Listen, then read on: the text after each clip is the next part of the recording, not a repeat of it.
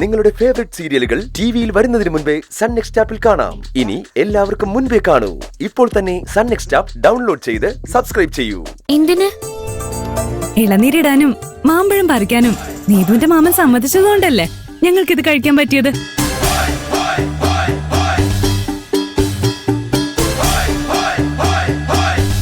ഇളനീരിടാനും മാമ്പഴം പറിക്കാനും ആര് സമ്മതിച്ചെന്നാ പറഞ്ഞേ? ഇവളുടെ മാമൻ. മീരയോടല്ല ഞാൻ ചോദിച്ചത്, ഇവരോടാ. പറയടി, ആര് സമ്മതിച്ചു എന്നാ നീ പറഞ്ഞേ? വേദനിക്കുന്നു, എനിക്ക് വേദന എടുക്കുന്നു. ഈ തെങ്ങും തോപ്പ് ആരുടെയാ? ഗോവിന്ദ മുതലാളിയുടെ. നിങ്ങൾ ഈ മാമ്പഴം പറിച്ച മാവാരുടെയാ? ഗോവിന്ദ മുതലാളിയുടെ. ഗോവിന്ദ മുതലാളി നിന്റെ മാമനാണോ? അല്ല, വിടുപാറു, എനിക്ക് വേദനിക്കുന്നു. പറ, ഗോവിന്ദ മുതലാളി നിന്റെ മാമനാണോന്ന്? അല്ല, പാറു വേദനിക്കുന്നു.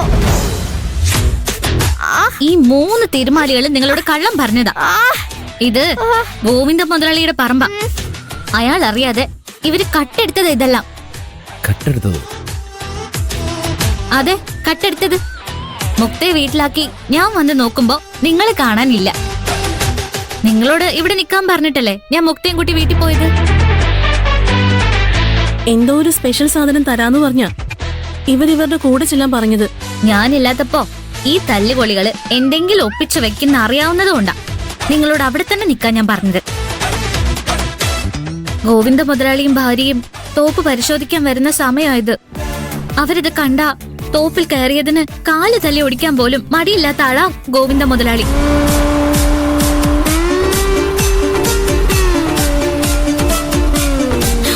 അയ്യോ, ഗോവിന്ദ മുതലാളി!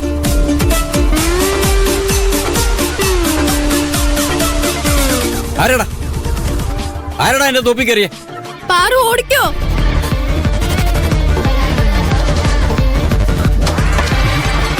ആരടാ ഓടരുത്. എല്ലാരും ഓടിക്കോ. അവിടെ നിക്കണ അവിടെ. എന്നേലും എന്റെ കൈ കിട്ടൂടാ നിന്നെയൊക്കെ. മതി മതി. എന്റെ കൂട്ടുകാരെ ശരിയായ കള്ളന്മാരാ. ഞങ്ങൾക്ക് ഒരു സംശയവും തോന്നിയില്ല. എനിക്കിതൊക്കെ ആദ്യത്തെ അനുഭവം. സത്യം പറഞ്ഞ ഇതൊക്കെ ഞാൻ എൻജോയ് ചെയ്യാ.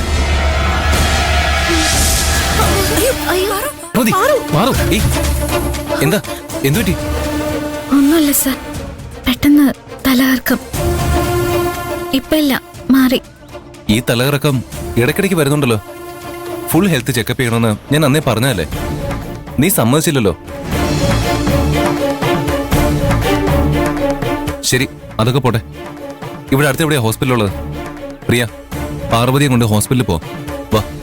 വേണ്ട സർ, ഹോസ്പിറ്റലൊന്നും പോകണ്ട. വണ്ടിയിലായതുകൊണ്ട് രാത്രി ശരിക്കും ഉറങ്ങിയില്ലല്ലോ. ഇതുവരെ ഒന്നും കഴിച്ചില്ലല്ലോ, അതുകൊണ്ടാ. ഇപ്പൊ ഒരു കുഴപ്പമില്ല. അന്ന് നീ ഇങ്ങനെ തന്നെയാ പറഞ്ഞത്, ഒരു കുഴപ്പമില്ലാന്ന്. കൈലാഷ് സാറ് പറയുന്ന അനുസരിക്ക് ഹോസ്പിറ്റലിലേക്ക് പോവാം. വേണമെങ്കിൽ ഞാനും കൂടെ വരാം. അതിന് ഇവിടെ അടുത്ത് ഹോസ്പിറ്റൽ ഉണ്ടായിട്ട് വേണ്ടേ? ഉത്സവം കഴിഞ്ഞ് തിരിച്ചു പോയിട്ട് അവിടെയുള്ള ഏതെങ്കിലും ഒരു ഹോസ്പിറ്റലിൽ പോവാം. ഇനി നീ എവിടെയും കറങ്ങണ്ട, വീട്ടിൽ പോയി റെസ്റ്റ് എടുക്കാം. വാ.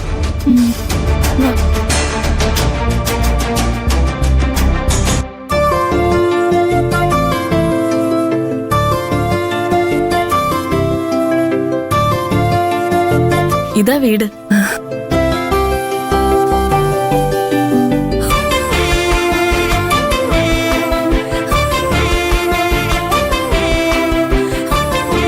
കൈലാഷ് സാറിനെ എല്ലാവരെയും ഉത്സവത്തിന് ക്ഷണിക്കുമ്പോ എവിടെ താമസിപ്പിക്കുമെന്ന ഞങ്ങൾ ആദ്യം ആലോചിച്ചത്. ഒഴിഞ്ഞു കിടക്കുന്ന വീട് കുറച്ചു ദിവസത്തേക്ക് വാടകയ്ക്ക് തരുമെന്ന് ചോദിച്ചപ്പോ സരോജിനി ചേച്ചി എതിർപ്പൊന്നും പറഞ്ഞില്ല.